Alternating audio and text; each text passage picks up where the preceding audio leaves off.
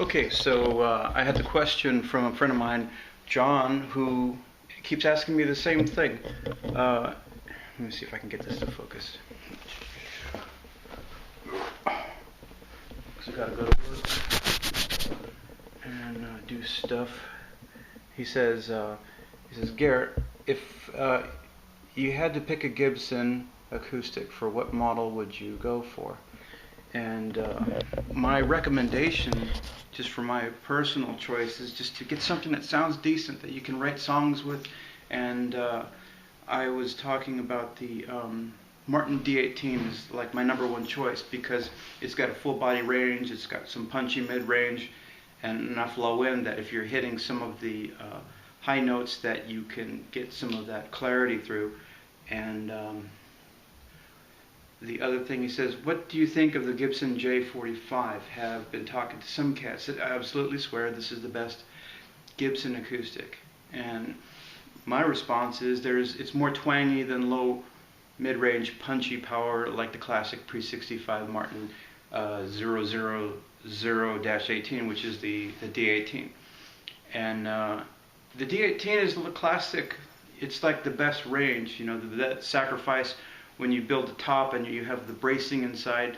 You know, there's only so many sacrifices. You sacrifice strength for low end, and if you build the bracing really solid, then you kill some of the high end. So I mean some of the low end. So what do? And Martin's refined this over the course of a century or more. So what's the best guitar for you for songwriting? I would just say, look, you know, this is what I do. I have Yamaha was written on the,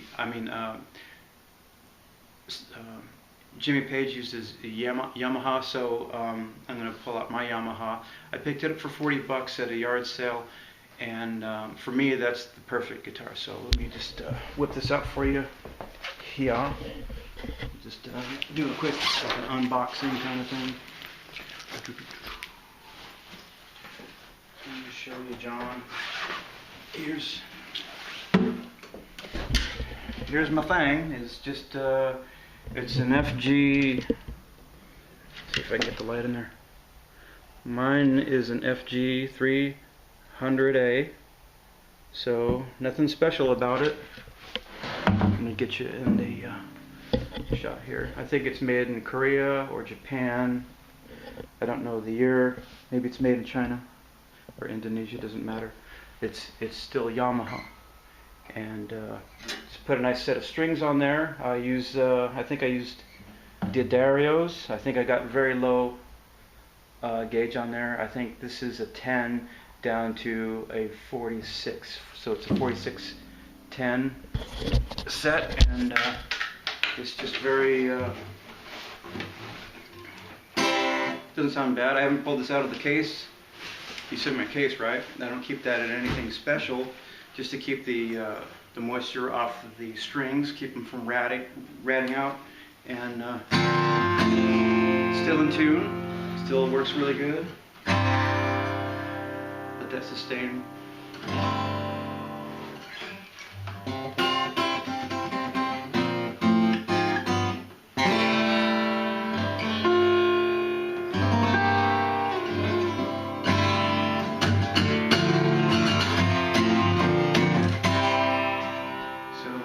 Not bad. Plastic, crappy tuners. It's great. You know, low weight on the keys, so that's what you need for letting the resonance come through. So I hope you enjoyed this preview. My sweet axe. Oh, another thing. Look, check this out. There's another thing. The neck has a split through it. So that was another negotiating point in the at the yard sale when I picked this thing up. So you can see it split right through the neck. But all you really care about is sighting down the neck and making sure that it's straight enough to go. And I only focus really on this section of the fingerboard right down here between the 12th fret down. I don't really do any lead stuff up here. So that's all electric, you know. When you're songwriting, you really don't care about how it looks. What you really care about is that top.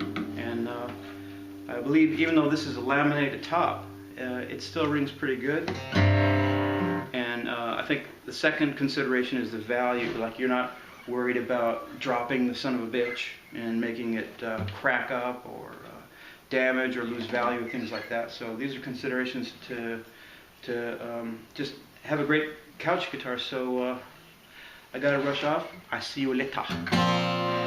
See ya.